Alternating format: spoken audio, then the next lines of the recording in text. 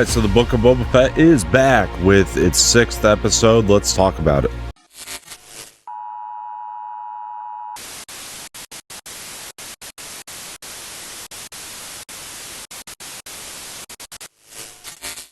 Alright, so the Book of Boba Fett, Chapter 6, From the Desert Comes a Stranger, is directed by Dave Filoni, the great, the wonderful. Dave directed the Clone Wars movie. He also created Clone Wars. He also created Star Wars Rebels. He's also a co-creator of The Mandalorian, and he's now directing this episode of the Book of Boba Fett. I was very excited to see his name at the end because this episode was actually really great, and let's get into why I think so. So this episode opens up with Cod Vanth, played by the great Timothy Olyphant. It was great to see him back again. Last time we saw him was in the first episode of The Mandalorian Season 2, so he was a really nice presence to open up on. As we know, he is the Marshal of Mos Espa, and he runs into some Pikes who have this chest, and he shoots them all down pretty much and gets this chest, and that's really all we know. Looks like they're trying to get away on a speeder, but other than that, we don't really know a whole heck of a lot about this. The chest opens. I'm assuming this was spice in there, considering the Pikes are running the spice right now. We don't know. Again, fast forward to the Mandalorian Din Djarin, who is in his new N1 Star Cruiser that we saw him acquire last week, going to a planet that we're not familiar with. He arrives onto this planet, and we are surprised with the presence of R2-D2. R2 shows up on this planet, and he's scanning for new life forms coming in. Din Djarin lands. He walks up to R2, and he says he's looking for Luke Skywalker. R2-D2 turns around as if he knows exactly where to take the Mandalorian, and Din Djarin follows R2 through the forest. Here we see a bunch of little spider droids who are building something. We're not quite sure what, but R2 just kind of shuts down, and it looks like that they start to build a bench, and the Mandalorian asks if it's a bench and how long he would have to wait on this bench. He's a little frustrated with R2. I thought this played really funny when he was waving his hand in front of him. He was going, "Droid, turn on," and R2 just didn't even make a move. Classic R2. So the Mandalorian waits on the bench, but we fast forward to Luke Skywalker and Grogu, who are meditating in the Force, and this is really exciting to see. I was really happy to see Luke in this episode, and the deep fake looks really good. I mean, it was Mark Hamill, but they used the deep fake technology to make him look young, and I thought that looked really great this time around. Grogu starts to levitate a frog, and it's really nice to see Grogu again. It really is. But he starts to levitate a frog, classic Grogu move, and Luke goes Grogu, and Grogu just drops the frog. But then Luke Skywalker does something super badass by taking all the frogs, he lifts them and puts them all in the pond so Grogu has no more distractions. Luke takes Grogu through the forest, and he says he reminds him of Master Yoda, and that makes a lot of sense, seeing as how they're the same species, and I thought this was a really nice exchange here. Then Luke Skywalker carries Grogu on his back as he's running through the forest, and parallel and is so poetic with the scene in The Empire Strikes Back where Luke has to carry Yoda on his back as well during his training. I just thought this was really nice to see. It was a really good scene and so poetic and parallel once again with Empire. Next thing we know, Grogu is starting to levitate himself off of the ground. Again, very reminiscent of what we've seen before in the past with Jedi training, but Grogu is now lifting himself off the ground, and Luke Skywalker is messing around with his lightsaber, and Grogu immediately seems very fascinated by the lightsaber, so this was fun to watch as well. And just so badass to see Luke pull out the saber ever and just watching him do his moves and all that kind of stuff. It's fun. So Din Djarin wakes up and he sees Ahsoka Tano being played again by Rosario Dawson, and boy was that a surprise. I was happy to see her in the episode. It's very cool that she's there on this planet with Luke Skywalker. She explains to Din Djarin that she's a friend of the family, which I like the way that that was put, seeing as how she goes back into the Skywalker family for generations. She takes Din Djarin into the woods and she starts to explain to him, look, if he gets too attached to you, it would ruin everything that he's learned so far. He cannot go see Grogu. He cannot go see the child. And this makes Din Djarin very sad, and I'm happy that we have a voice actor once again like Pedro Pascal. I've said this before, but man, I'm glad we have him because you could really hear the emotions in the voice. Even though he has the helmet on, you just know what he's feeling. You don't have to see his face to understand it, and Pedro Pascal does really good work with that. And just the pure sadness that comes through in this moment, you really do start to feel for Din Djarin, but you kind of understand where Ahsoka is coming from. Din Djarin grabs the gift that he made in the previous episode, and he gives it to Ahsoka Tano and tells Ahsoka he brought the child a gift. Flash forward to Grogu continuing his Jedi training, and Ahsoka Tano comes up to him. It was fun to see Grogu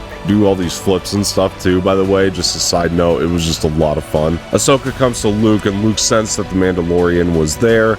In fact, actually, he saw his ship. It wasn't really a sense. I don't know. I thought it'd been cool if he just would have sensed it personally instead of having seen the ship take off, but whatever. I mean, maybe he did sense it before the ship. It was just still really cool because when he tells Ahsoka this, she says, yeah. She tells him he's doing really well with this, and Luke is really confused. And I like that Luke is almost consulting in Ahsoka, you know, asking her for advice, you know, trying to figure out what he should do with the child, you know, because the attachment is strong, and Ahsoka had warned Luke of this. And I do like that Ahsoka threw out the line that Luke is a lot like his father, and that was a very cool conversation to see the two have. We've just never seen Ahsoka and Luke Skywalker interact ever before, and so that was really awesome. It just makes me excited for things to come in the future, such as the Ahsoka series, which we'll probably see in 2023. Moving on though, Din Djarin does return to Tatooine over to Jabba's palace to see Boba Fett and Fennec Shand to hold up his end of the deal that he would help them out after he saw Grogu. Fennec Shand is going over the plan, you know, because they're about to set up this war with the Pikes as it's been setting up throughout the entire series, and Din Djarin says he could help with some foot soldiers. And of course, he goes to see my man Cobb Vanth, played by the great Timothy Olyphant once again. I'm so happy to see Timothy back, and it's fun, man, because Mando goes in there and they have a really nice exchange. Actually, he lands on his Star Cruiser, and the guy is just super hesitant, right? I just thought that played so well. And I like that Cobb Vanth just walked up. He's like, he's new. Thought that was great. Just really loved that. Of course, he asked Din Djarin about the Star Cruiser. It's super badass to look at, and I like that Din Djarin says it used to be, you know, that's what it once was before we, you know, worked on it, made all the upgrades that I needed. Cobb Vanth and Din Djarin are having a drink, and they're, you know, talking about what Cobb Vanth can maybe do for them. Cobb Vanth is hesitant at first because he's like, look, man, we're even, you know, we squared up in the last season, basically, not the last season, but the second season of The Mandalorian, and that was just really fun to see that kind of get called back here. So enjoyed that aspect of it, but Cobb Vanth finally gives in, and I did like the line about, you know, that's why I like Mandalorian, because you get away with everything with that smile. And I just thought it was just great sort of sarcasm, but it just works so well. You know, Cobb Vanth tells him he'll see what he could do. He goes outside, and Din Djarin takes off. But then the reason this title is what it is because we do see somebody start to emerge in the desert, and I knew exactly who it was, being such a fan of this character, and yes, I got excited. Cad Bane, ladies and gentlemen, we finally got a live action iteration of Cad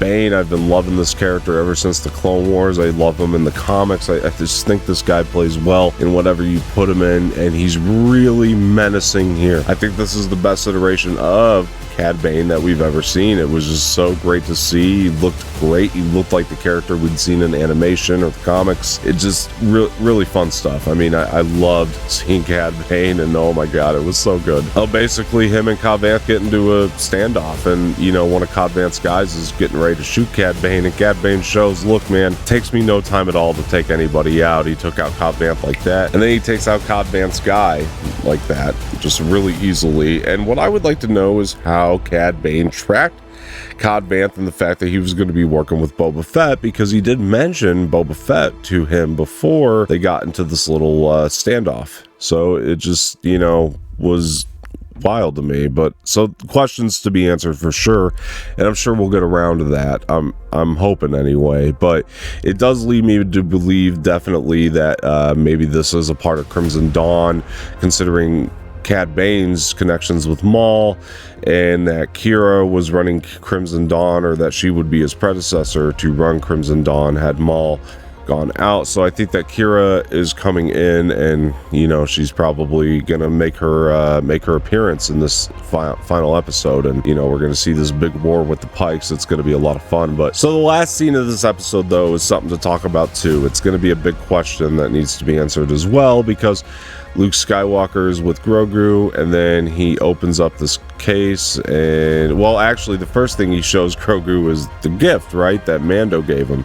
He says, your friend gave you a gift, but I'm going to give you a choice, because I also have this lightsaber that Yoda left me, which I thought was super cool, and he ignites it. Just looked really awesome. But now he's going to give Grogu a choice. Basically, if he goes with the armor that Din Djarin left him, and yes, it was armor, that was the gift that got revealed. If he goes with the armor, then Luke's going to send him back to Din Djarin because the attachment is just too strong at this point. That's what I'm assuming Luke is thinking. If he goes with the lightsaber, however, he may never see Mando again. He may never see Din Djarin again. It's going to be really, really tough for Grogu to choose this, but we'll see what happens. I think they might do something interesting here where he maybe chooses both at the same time, and that is the path. I don't know. It might be hard, but it's going to be interesting for sure, and I'm kind of glad they left it with this unanswered question, to be honest, at the end of the day. I just think that was the best way to play it, so very thrilled about that. But guys, let me know what you thought of the episode in the comments down below. Did you love it? I loved it myself.